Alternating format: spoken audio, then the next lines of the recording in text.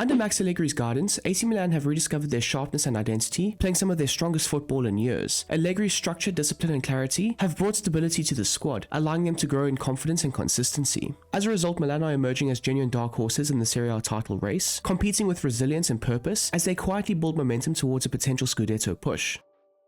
Allegri has set up AC Milan in a 3-5-2, a structure that remains compact even in possession, giving the team immediate protection if the ball is lost. When the side look to control the tempo, the back three hold their line, with the wide centre-back stepping into channels or advancing when the space opens up. The holding midfielder anchors the centre, supported by the two central midfielders who look to cover large zones across the middle and half spaces, linking play between defence, the flanks and the attack. The width comes from the wing-backs, whose forward runs stretch the opposition in open passing corridors into advanced areas. Higher up the pitch, the two strikers complement each other, as the one drops deep to connect play with the midfield and help dictate the combinations, while the other stays high, occupying defenders and holding the line of attack.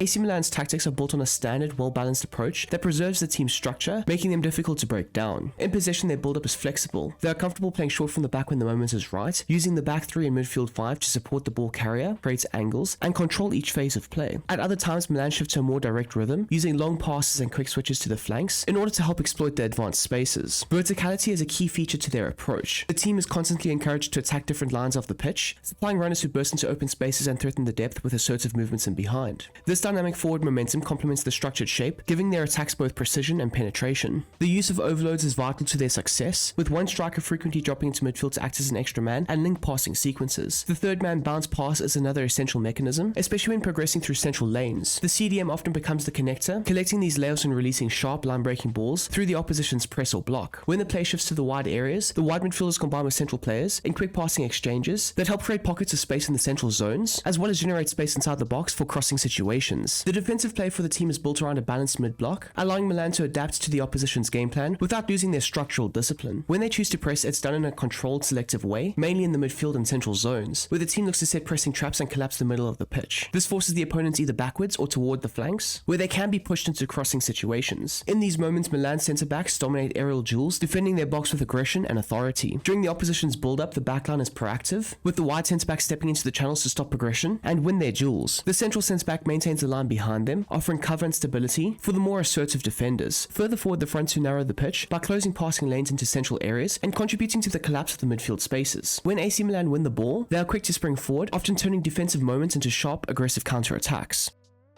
The role of Mike Maignan is crucial in shaping the tempo and rhythm of AC Milan's early phase play. He operates as a build-up ball-playing keeper, giving him freedom to step off his line and actively participate in the deeper passing sequences. From these areas, he can distribute possession into the back line or into the midfielders to help the team establish control, or he can shift the tempo with accurate long passes towards the strike partnership or the wide areas. Beyond his distribution, Maignan remains an elite shot stopper, constantly showing sharp reflexes and decisive interventions to prevent opponents from gaining an edge in key moments. The back three of Strahinja Pavlovic, Matteo Gabbia, and Fikayo Tomori form the hard-nosed defensive core of Max Allegri's AC Milan. Pavlovic and Tomori, operating as the wide centre-backs, are set to aggressive ball-playing defenders. This gives them license to step out of the defensive line and confront opposition attackers when they attempt to progress play behind the wide midfielders. Both defenders relish physical duels, that being on the ground and in the air, and their timing and challenges helps Milan shut down wide channel threats before they can develop. In possession, the two wide centre-backs are encouraged to carry the ball forward, drawing the opposition's press toward them before threading midfield entry passes or firing line-splitting balls directly into the attackers. Their forward momentum is essential to breaking pressure and helping Milan advance with purpose. At the heart of the defense, Gabbia operates as a balanced central defender. While he can step up to combine with the midfield and participates in circulation, his primary responsibility is to marshal the back line, maintain structural integrity, and provide cover when either wide centre-back steps out. His positional awareness and discipline anchor the trio, ensuring the defensive shape remains intact throughout each phase of play. Luka Modric operates as the brain of this AC Milan side, taking on the role of a defensive deep-lying playmaker at the base of midfield. He is central to the team's entire build-up structure, functioning as the third man who receives possession and dictates the rhythm of play. With his vision and composure, Modric keeps Milan in control, effortlessly shifting between sharp short combinations and sweeping long balls that find runners breaking into open space. While he does remain the deepest midfielder for most of the match, Modric will intelligently drift forward when Milan creates overloads, adding an extra layer to the attacking sequences. In these moments, he becomes the creative force, capable of threading incisive through balls or setting up teammates around the final third. Now, despite his deeper role, he also poses a threat himself, able to arrive late and strike cleanly from the edge of the box when opportunities present themselves. The midfield four of Davide Batshuayi, Adrien Rabiot, Youssouf Fofana, and Alexis Saelemaekers give Milan their width, dynamism, and mobility across both the central and wide channels. The two wingers being Batshuayi and Saelemaekers operate as defensive-minded wide midfielders, dropping back to protect the flanks and ensure the structure of the 3-5-2 remains intact. Their roles, however, go far beyond simply holding the width. They stretch the pitch horizontally, creating the space needed for the central trio to dominate, and they become vital ball carriers when AC Milan look to escape pressure and progress play up the line. Both wide midfielders are capable of driving forward with pace, delivering accurate crosses, or cutting the ball across the face of goal to supply the strikers. They are heavily involved in transitional moments, often acting as the side's outlet when possession is regained, and they make assertive underlapping or overlapping runs to confuse their markers. Beyond their creative responsibilities, they also arrive in scoring positions themselves, showing timing and intelligence to attack loose balls or cutbacks inside the box. In central midfield, Rabiot and Fofana take on box-to-box ball-winning roles, giving the team the engine and physical edge required to control matches. Their ability to press, break up play, and win key duels keeps opponents from establishing rhythm in the central corridor.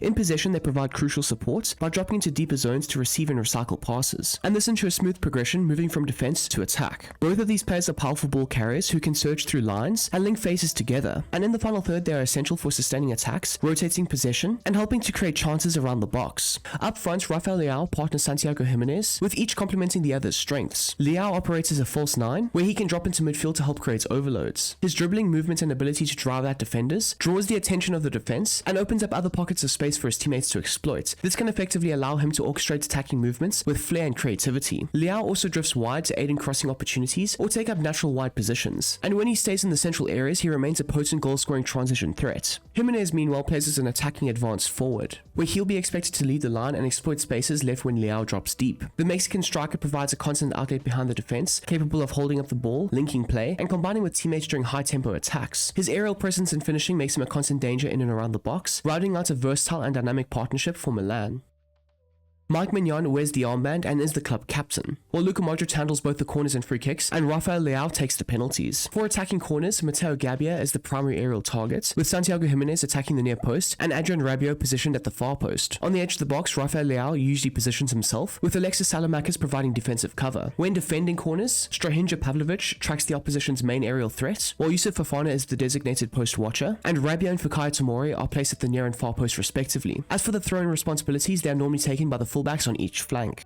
And there we go, people. That is how you can go ahead and replicate Max Allegri's AC Milan tactics for FC26. I do hope you have enjoyed this video, and if you don't mind, smashing that like button down below, as well as subscribing to the channel if you are new and you like the content on it. We are really close to 23k, and in fact, we may have actually even hit 23k. I'm not too sure, but if we have, or even if we haven't, big ups to each and every one of you guys who are supporting the channel and watching the videos and commenting and liking and subscribing and doing all that stuff. It means the absolute most to me. Now, if you are looking for any extra content, and more specifically the second version of these tactics, because I am going to be doing a more defensive AC Milan Allegri tactics video, but that will be on my Patreon. Now, the link for that will be down below in the description. Go ahead, check it out. Like I said, it's a slightly more defensive approach that Allegri looks to implement, especially when they are seeing out a 1-0 lead or something like that. So again, if you are interested in that, go ahead and check out the link down below in the description. Now, if you're also looking for any chats and conversations or football banter, check out my Discord. It's really cool. We're building a really cool community on there. There's lots of laughing and joking and memes being thrown all over the place, and of course, it's only based around football. Maybe every now and then we might throw in an unusual sport. We've chatted about WWE in the past. We've chatted about, well, brief conversations about the NBA, because I am an NBA fan, to be fair. I support the Bulls, sadly. Anyways, I hope you guys have a smashing goddamn day, and I'm out of here. Peace!